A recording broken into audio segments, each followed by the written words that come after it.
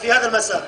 والله النهارده انا بقول لحضرتك يعني احنا وحشين عشان نبقى صراحه. ما كناش في المستوى بتاع الماتش، احنا كنا المفروض نغلب 2 و3 وكان التالت هيجي في 6 دقايق. احنا لحد دلوقتي محمدي مش بالفورمه، كل حاجات مرتفعه لان هم عاليين عننا بياخدوا الكوره.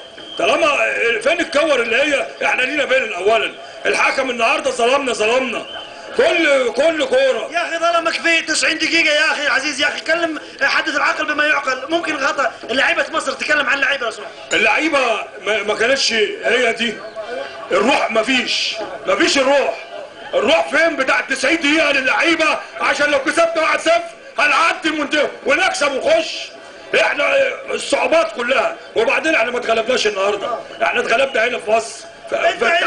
معلش يا سادي، انت شايل الفرح من قبل 4 ايام ومسيرات وبلاء، وكانكم وصلتوا الى المونديال وكانكم اخذتوا البطوله، والان الاحزان الكبيره على الشعب المصري. تعليقك على الموضوع؟ تعليقي على الموضوع ان احنا فرحنا والفرحه ما تمتش، يا فرحه ما كملتش والحزن ملأ قلبنا، لان هي دي مصر يا جماعه.